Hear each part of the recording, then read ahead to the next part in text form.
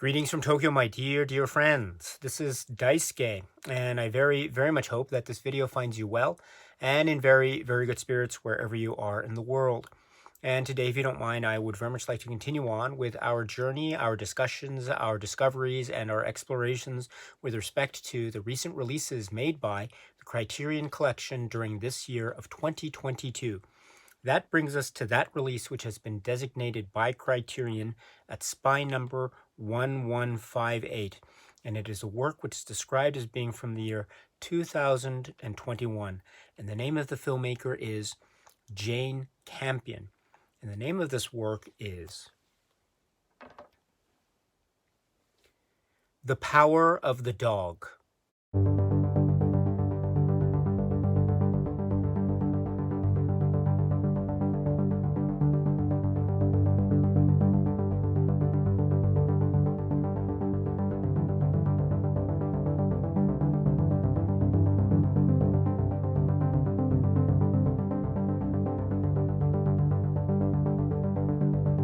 This is the work, the incredibly hypnotic and unforgettable work from the year 2021. And this is from the great filmmaker and artist, Jane Campion. It is written and directed by Jane Campion, based upon the novel by Thomas Savage, and director of photography, Ari Wegner. And it has an impeccable, brilliant cast, included in which are, for example, Benedict Cumberbatch, and Kirsten Dunst, and Jesse Plemons, and Cody Smith-McPhee, and others. And this is the work which is The Power of the Dog. And here this year, the Criterion Collection has released this work, The Power of the Dog, under this physical media release, 4K UHD plus Blu-ray combo. So there's a lot to be said about this, and we will talk about this work going forward. And is also, as we know, another example of the what might be said to be the collaboration or partnership between Netflix, in terms of a Netflix film or Netflix work, and the Criterion Collection in the form or this representation of physical media release. That is the Criterion release of Power of the Dog. Very fascinating in a lot of respects, and we'll get to some of those points a little bit later in this video discussion. Before we get there, however, let me point out that this we can talk a little bit about or endeavor to describe the plot or story structure of this work, The Power of the Dog. And this is a very fascinating and I think multi-leveled story, and it's taking place in this specific part of the world, the United States, specifically understand Montana, and Montana of the 1920s.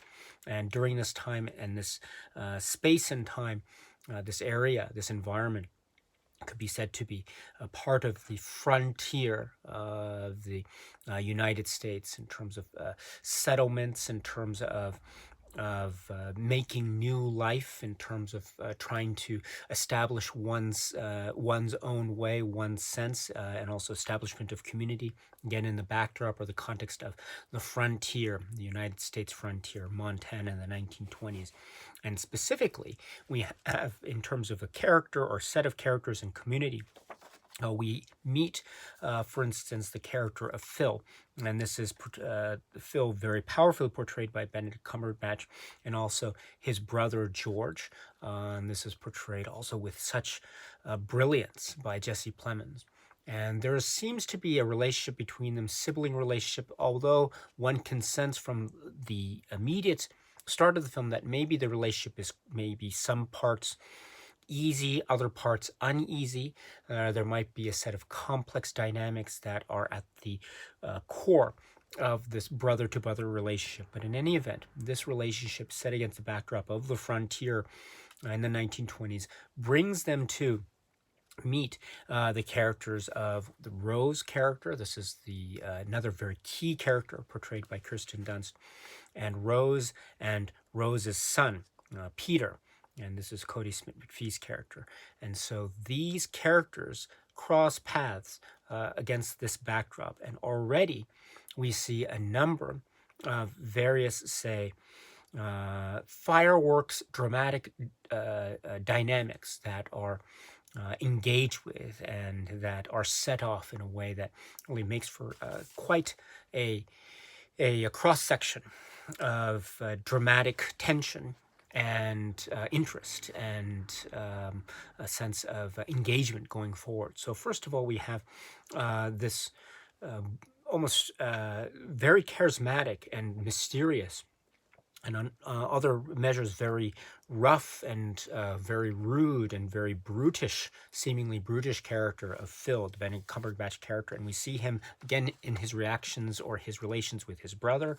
Also, when the relationships, especially between Rose and George, begin to develop and intensify and blossom, therein lies a sense of what could be said to be intense jealousy or some kind of resentment or some kind of rage against Rose, or what Rose might seem to, say, represent or stand in for in the eyes and heart of a character like Phil.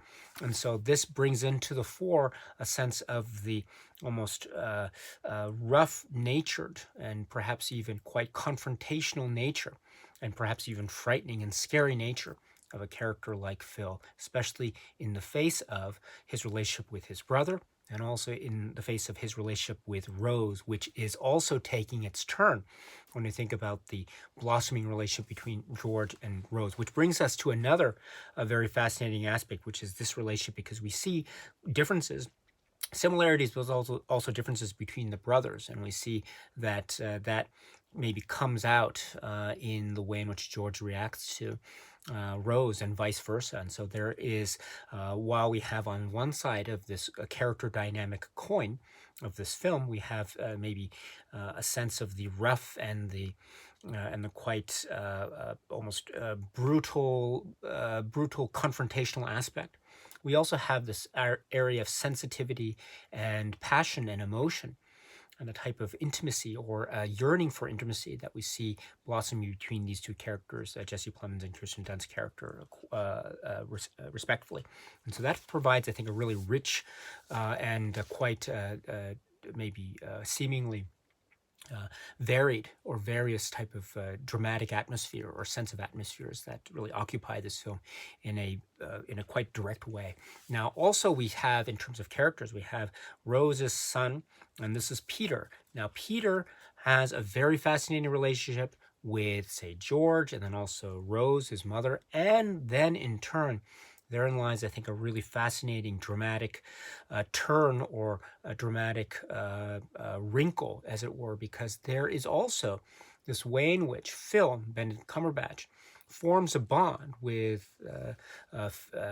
Peter in a way that really develops and grows, and also provides the means by which we get to learn a little bit about the backgrounds of, say, Rose and Peter, and also we get to learn a little bit about the backgrounds of George and indeed Phil. And by learning a little bit about these backgrounds, we get a sense of perhaps a character like Phil is not 100%, say, rough or confrontational or rude or unpleasant like he might seem at the very start. Indeed, perhaps there might be some room for a kind of guide into what kind of person Phil is, what are the things or ideas or feelings or people or memories that really form part of his emotional soul. And this has the potential of emerging or coming out to the surface, or really representing itself in various, say, interesting and dramatic and intimate scenarios vis-a-vis the other characters, in particular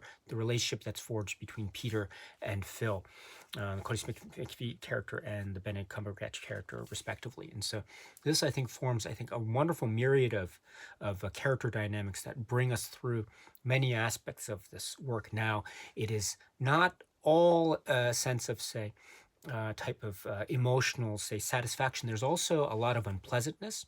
There's also a lot of confrontation. There are also characters that, some characters like each other and are attracted to each other, and there are other characters that are very unpleasant and quite not attracted to each other. And there's a sense also of connections. There's also a sense of disconnections. There's a sense of attraction. There's also a sense of rivalries. And how these various, say, networks of complex possibilities of human relationships, how they are interlaced and interwoven and conflicting throughout the context of this grand and yet at the same time intimate work of cinema and entertainment. This is part of the, or one main component of the compelling nature of this work, Power of the Dog. It is really a fascinating interplay between these oftentimes or sometimes conflicting tones of human dynamic relationships. Now, you also bring into this idea the way in which these characters are engaged with a sense of nature and a sense of sort of the emerging community. Again, we understand, or we're reminded perhaps constantly, that this work is taking place against the backdrop of the environment of the frontier, the West, Montana 1920s, and so the rich and vast nature of the environment is on full display. It becomes its own character as well, and so we have that sense of this film serving also as a type of Western film. And I think that genre application has been used to describe the film, say, in some of the supplement material. So one way to describe this film is a type of human drama Western. And it also is a film that is about deep, deep core, say, human emotions that perhaps are so deep and so within us or within the hearts of the characters that they remain hidden, that they remain almost so hidden that perhaps they run the risk of being completely obliterated or destroyed, or perhaps not. Perhaps there's something about the secrets or backgrounds of the people that we meet against the backdrop of this wide open space, this terrain, this world that is filled with so much breadth and scope, and the nature and wonder and the awe-inspiring beauty of the wilderness and the plains and the fields and the mountains and the clouds and the sky and the sun and everything, and the wildlife and the water and the rivers, and everything seems so open and beautiful.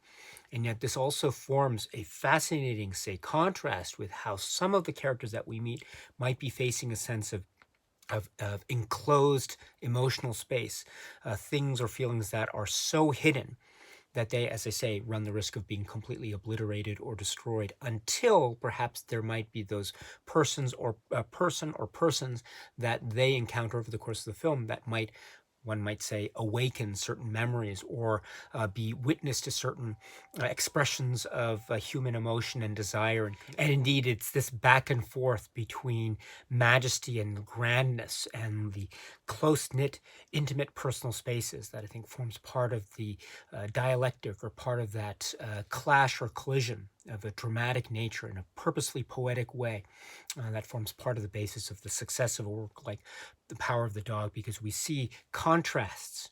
We see contrasts that are blossoming before our very eyes, and we see contrasts that perhaps are happening so simultaneously, or so precisely, or so in parallel, that they create almost a sense of formation of realization, or type of catharsis, or perhaps a type of understanding of one's own nature. And that may or may not then lead to the salvation or resolution of these characters that we meet. Because it can be said that ultimately a number of the people that we meet are wounded, a number of the people that we meet are hurt, and a number of the people that we meet are haunted by one or more aspects of their past. And perhaps those aspects of the past have to do with externalized tragic events that we come to become more aware of as the running time of the film progresses.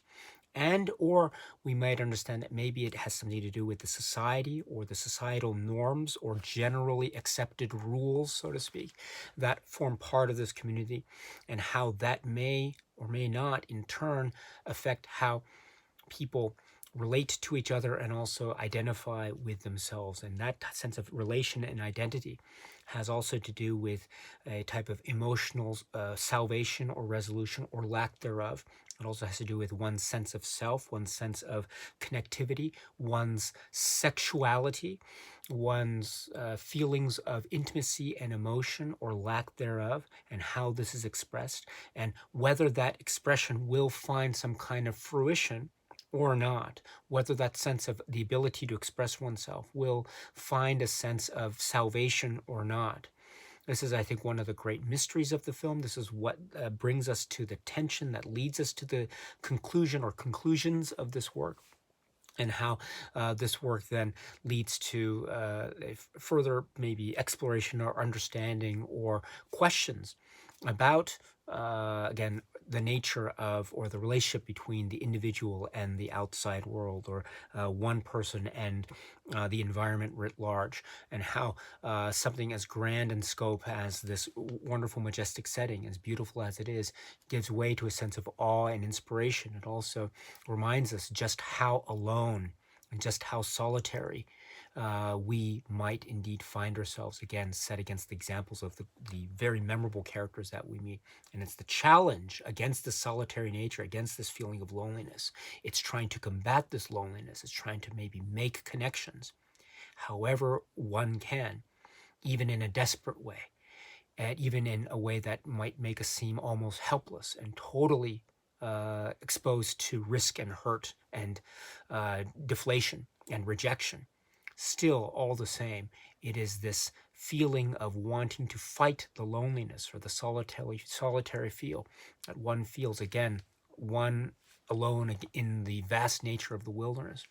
I think this is also part of the inherent poetic tension and drive and sense of desire and indeed engagement with human drama that makes work like The Power of the Dog not just so engaging and so thoughtful and so overwhelming an emotional experience, but also very, very accessible indeed in terms of a type of view from the vantage point of 2022, and I dare say 2022 and beyond. This is the work, very powerful and very tangible and very alive work that shows so much, both on the surface and beneath, things that are shown and also hidden. And there's a lot there to be said about the characters and the world and the places and things that we see in this work, which is The Power of the Dog. The Criterion Collection has released this film, The Power of the Dog, at SPY number 1158. And what I have on the table here is the 4K UHD plus Blu-ray combo edition from Criterion. And what that means is if you open it up, you can see the two discs, one being the 4K UHD disc and the other being the Blu-ray disc. On one side of the inside of the plastic casing.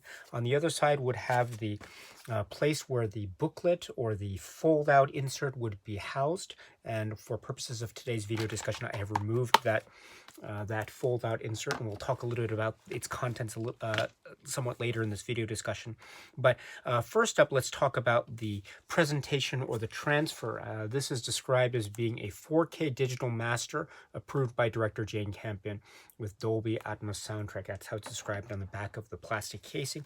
With the inside, the fold-out insert talking about the master, there's some language here which states, and I quote, in part, "The Power of the Dog is presented in its original aspect ratio of 2.28 to 1. This digital master was created in 4K resolution. On the 4K Ultra HD disc, the feature is presented in Dolby Vision HDR high dynamic range. On the Blu-ray and DVD, it is presented in high definition SDR standard dynamic range. The original Dolby Atmos soundtrack, which is presented in 5.1 surround sound for the DVD edition, was remastered from the digital master audio files." So there's information here about the 4K UHD presentation, the Blu-ray presentation, and also the DVD presentation. So please, once again, let me point out that what I have here is the 4K UHD plus Blu-ray presentation. So I've seen the film in the 4K UHD disc release and then the Blu-ray disc release separately. I haven't had a chance to see the DVD presentation of this, but based on my own experience with this work, and before I go, I should say too that, or before I continue, let me say that the Criterion release here this year was the first time, on this occasion, it was the first time I was able to watch this film, The Power of the Dog. Of course, it had it enjoyed a lot of popularity and critical acclaim over the time it was since it was released, of course. But unfortunately, I didn't have a chance to catch up with it until this time with the Criterion release. And so I don't have, or I should say, I have a very limited experience with this film. I haven't seen this in the theater, so I don't know what the film would feel like. I can only imagine, of course, what the grand expressiveness must feel like when watching this in a wide expression on a big screen. Because as I was indicating before, the environment and the palette and the scope and grandeur is so important as well, both in terms of augmenting what we see as well as providing a counterpoint to what we're seeing. But in any event, my viewing experience with this film, I admit, is relatively speaking quite limited. Now, that being said, I was, again, very taken with this work.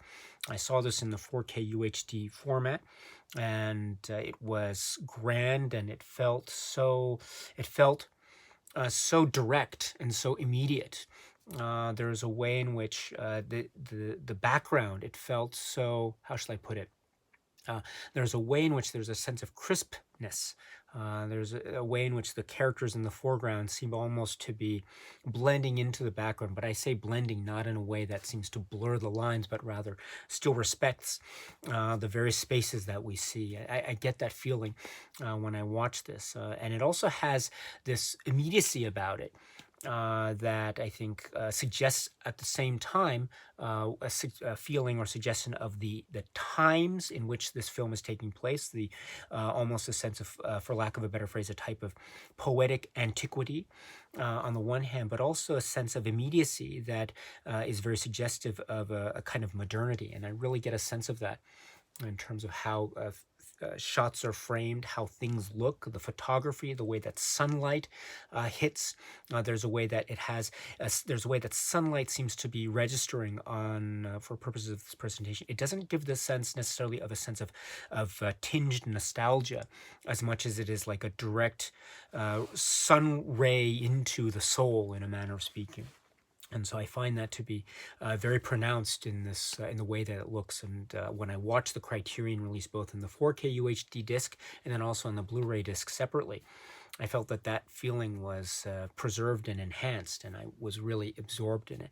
As far as the sounds too, the sound is so critical in terms of the way that instruments are heard, or the hum of certain sounds of nature, voices, dialogue, and of course too the music. There will be some discussion a little bit later about the great work of Johnny Greenwood.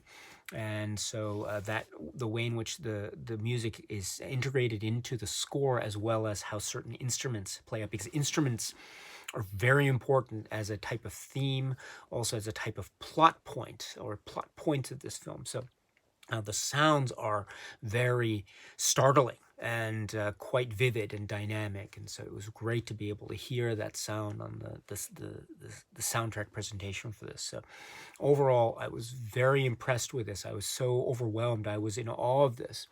And it had this way of preserving the sense of the spectacle and the grand nature of the scenes, while also preserving the feeling of the intimate and emotional through details and colors and shadows and sunlight, and also looks of the eyes and facial gestures, and indeed, yes, sounds that are pronounced and also very subtle and nuanced. It's all here in this wonderful presentation. I enjoyed it very much in terms of this 4K UHD plus Blu-ray package from Criterion for the film The Power of the Dog.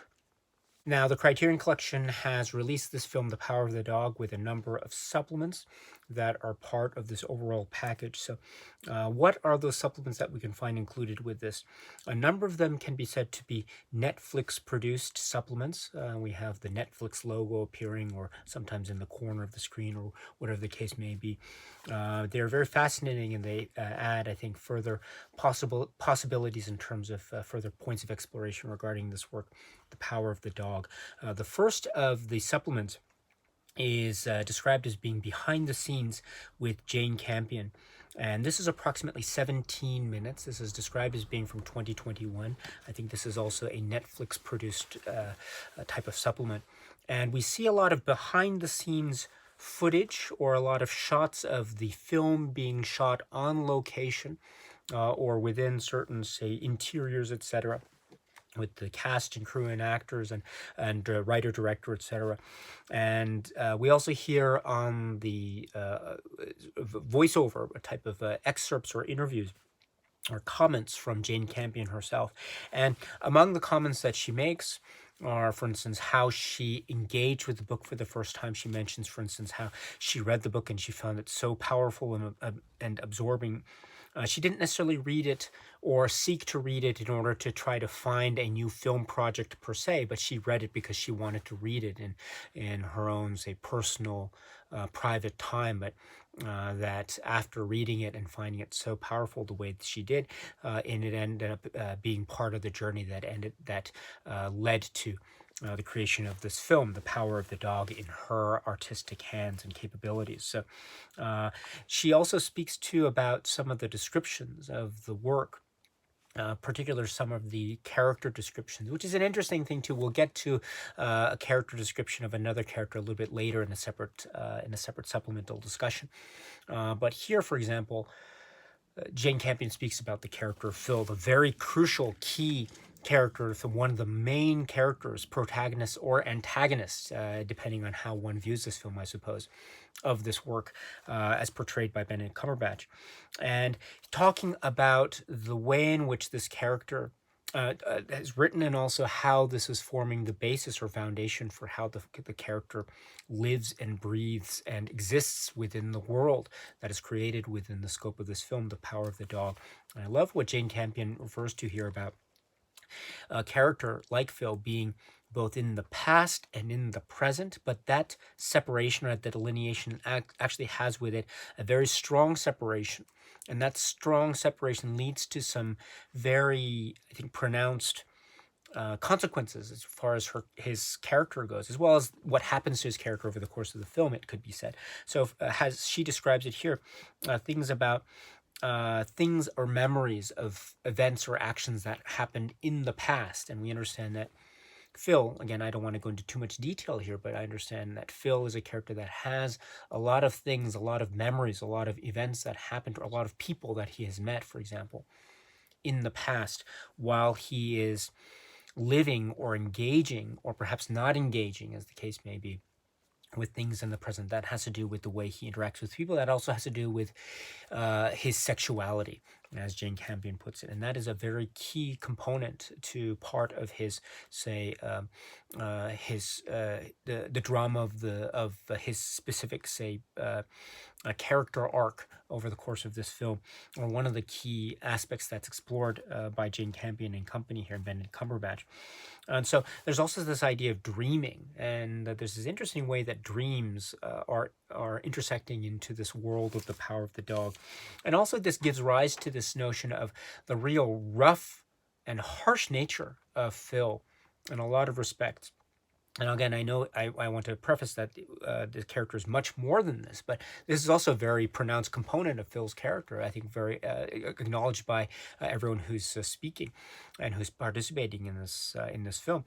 And here Jane Campion does talk about her own personal experiences. She talks about a traumatic experience she had with a nanny when she was younger and the like. So this also adds to this notion of harsh human relationship experiences, how sometimes what might be on the outer surface may or may not be reflecting accurately what's inside in one's heart. It could be an accurate reflection, it could not be. Depends on how one views it. And I think that type of nuanced sensibility and potential for varying or type of alternative or multiple interpretations of a character like Phil are indeed there. And that's one aspect or one component that makes this film oh so fascinating indeed. So for these and other reasons, as well as what we see in terms of the visuals of this supplement and the making of and the behind the scenes and the production footage and the on location work, etc., the work ethic of the crew and cast, the artists and professionals involved, etc., etc. This is a very fascinating supplement. Again, it's a 2021 a Netflix supplement, behind the scenes with Jane Campion. Again, approximately 17 minutes. And that's not all, because then we continue on with another, what's described as a Netflix supplement, also described as being from 2021. This is approximately 28 minutes, and it is called Reframing the West, Reframing the West. And we have a number of people who are being interviewed.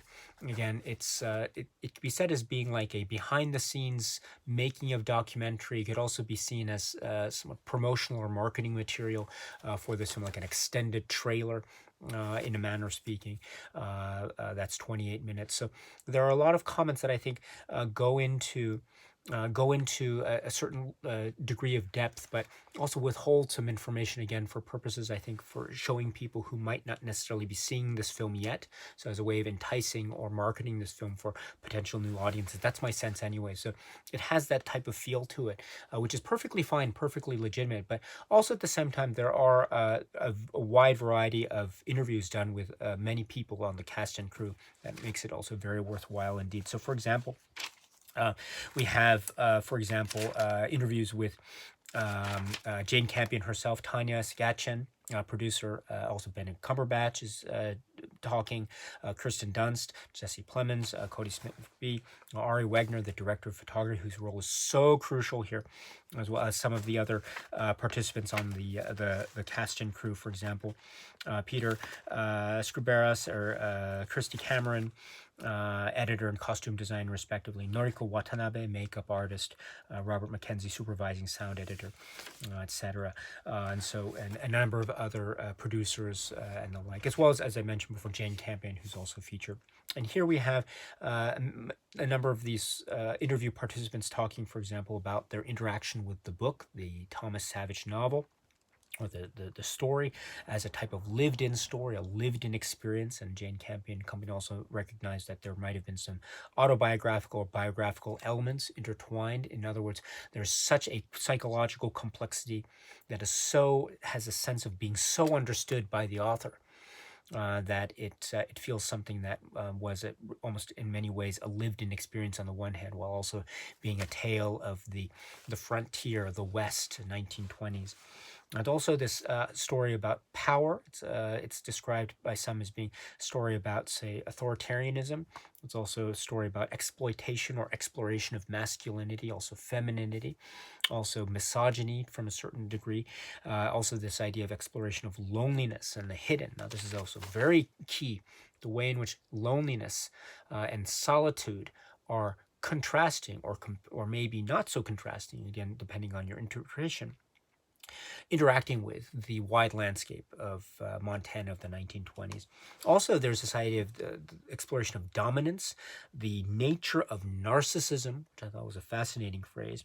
Also, speaking with a number of the cast, and Jesse Plemons, Kirsten Dunst, and Benedict Cumberbatch, speaking about their characters, how they interpret their characters, their roles, some of their background details, how they prepared for their performances, as well as working with Jane Campion and the like. For instance, Kirsten Dunst talks about her character of Rose in a sense of, again, that word comes up again, loneliness, a type of fragility, and you see that very powerfully portrayed in the context of her brilliant performance. So it's really quite fascinating indeed. There are some other aspects too that this supplement goes into. For instance, the role of concept art, the capturing of the mood and feel and atmosphere, the sets, the location shooting.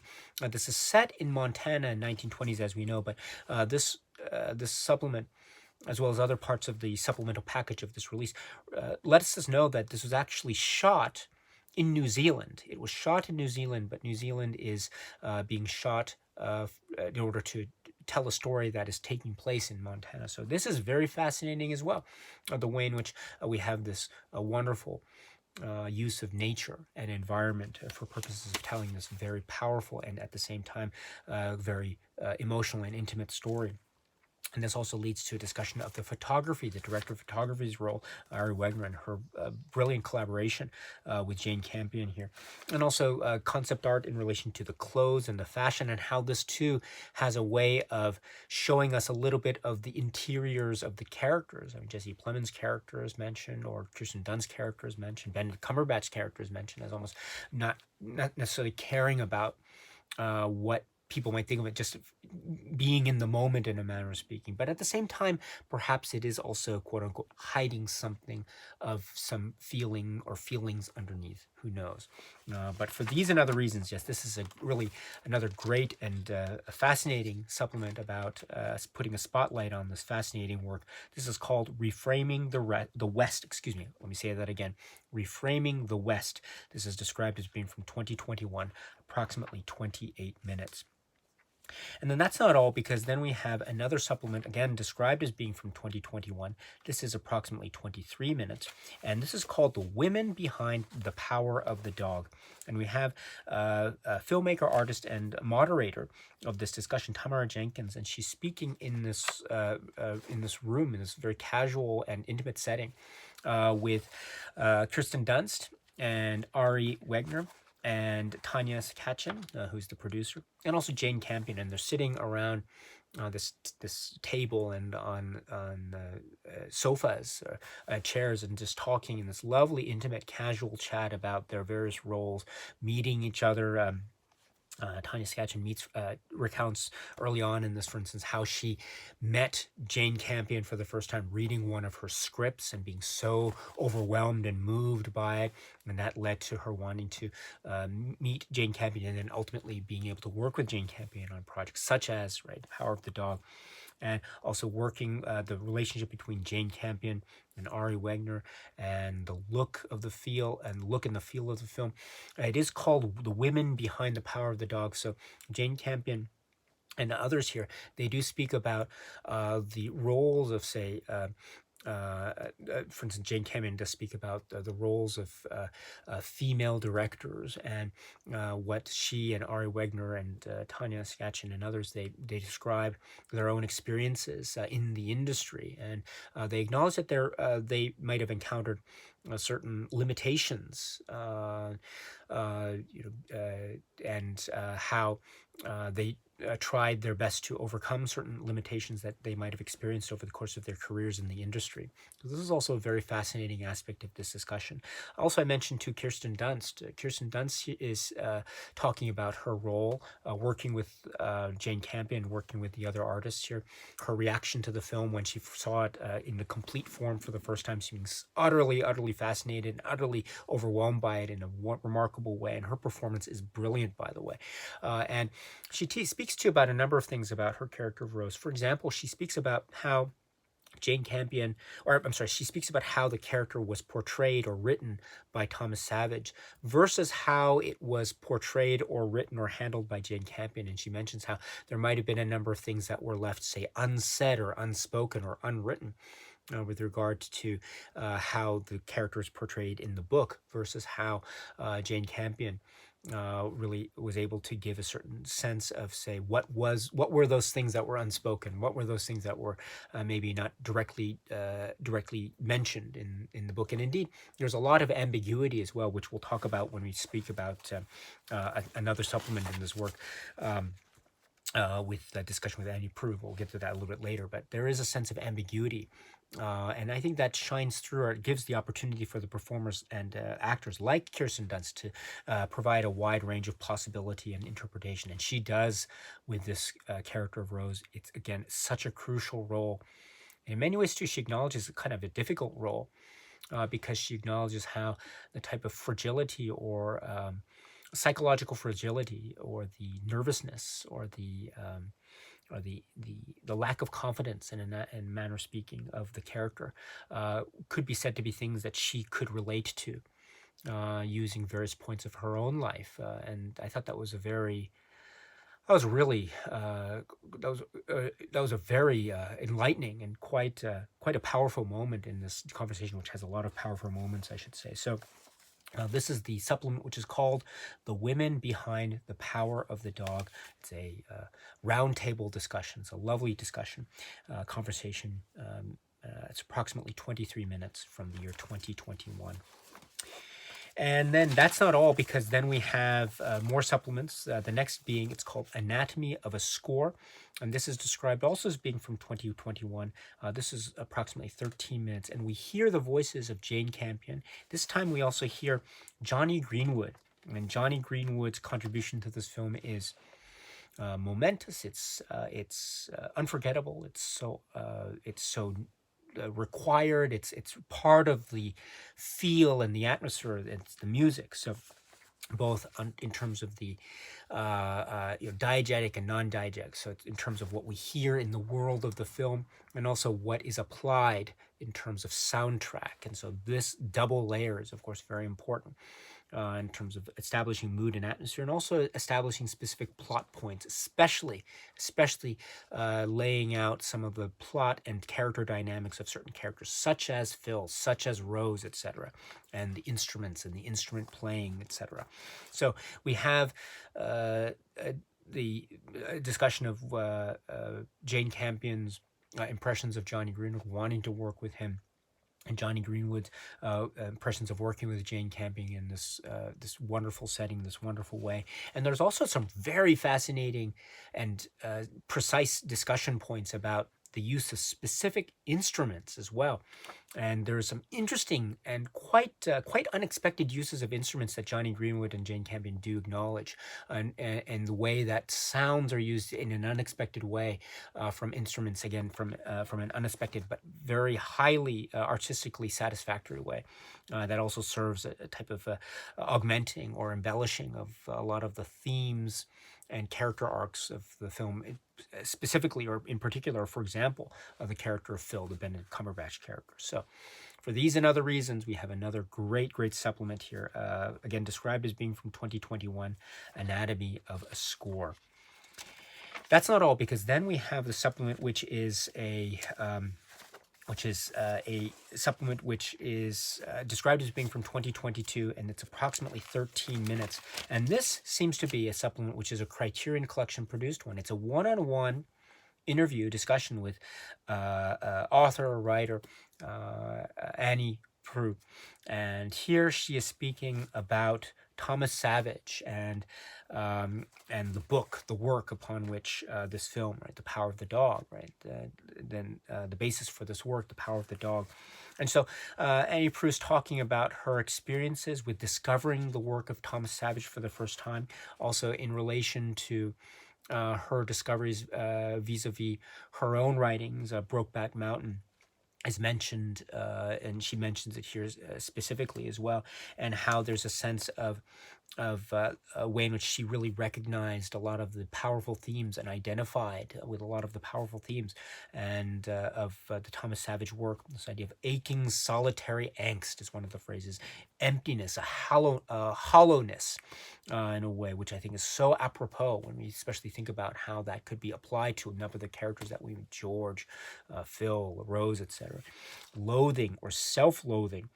And so we have also an emphasis too in terms of how Annie Proulx describes some of the aspects of the novel or the book, and she describes how there are some scenes or some characters that have ways in which they are presented that may or may not necessarily find a direct correlation in the film, but it's done on purpose. And so she brings up the character of Peter, for example, how aspects of Peter are presented in the book versus how aspects of Peter's character are presented in the film. And it's a very fascinating and engaging compare and contrast type of point, as an example of points of adaptation of written work to cinema, but also how that may have a very profound effect on how we as viewers engage with or understand a specific character that we meet. For example, this character of Peter. So that's a very fascinating point as well. There's also a detail that she mentions, and I don't want to go into too much detail here, again, to preserve some of the surprise for those who have not yet seen this film. But there is a reference to Bronco Henry. And there's a scene in the book that she refers to where there's a sense of how it's written. There's a kind of ambiguity as to what may or may not have happened. And Annie Proulx wondered how this would have been adapted by Jane Campion when this particular moment or the semblance of these moments appear or are adapted for purposes of the film, The Power of the Dog. And again, Annie Proulx says it was done so brilliantly by Jane Campion. And I think it shows some of the delicate nature, the nuance of the written word, and how things are indeed on purpose left unspoken on the one hand, but then when we see how it's adapted by Jane Campion, there's also a way in which there's a type of directness, but also there's still a sense of ambiguity and nuance, which is so cinematically rich and so satisfying, and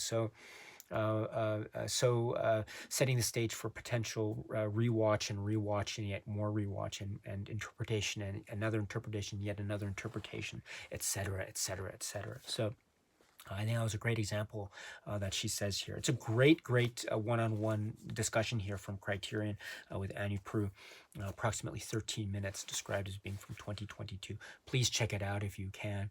And then also, please check out as well the trailer, which also rounds out, I understand, the supplements here that you get with this Criterion release of The Power of the Dog. Now, with that discussion, let us now turn our attention to this presentation package from Criterion. Again, this is the 4K UHD plus Blu-ray release, and it's in this plastic casing that I showed previously with the disc layout setting, or this type of disc on disc, although the surfaces are not touching, compartment or storage system within the plastic casing. So it works. It's it has a great utility, and we've seen it in other Criterion collection of 4K UHD Blu-ray releases. So it's great to see that.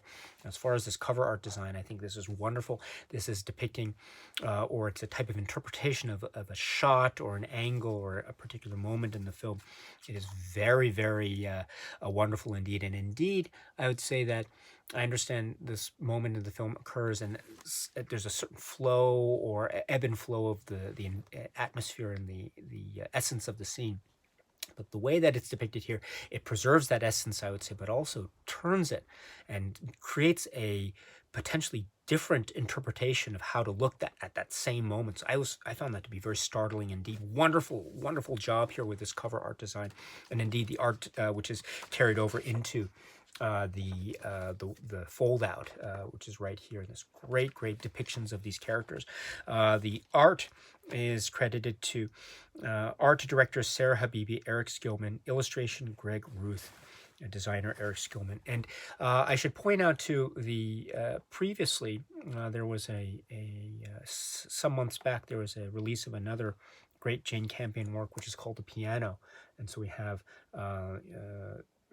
the same artists who were involved there, also involved with The Power of the Dog. I love the use of the font, and also there is a sense of a type of a continuity or a spiritual connection between what we saw with this art for the piano Criterion release and then the art that we see for The Power of the Dog release. So it's a really nice connection that's made. So well done for being able to do that. And then I talked about the fold out here. So again, I'm not a fan of the fold out, but this is okay because we have these great artistic depictions of the characters, again, carrying over this feeling of the design aesthetic of the Criterion release for purposes of the fold out. And then also we have a great essay. This is Amy Taubin's essay, which is called "What Kind of Man?"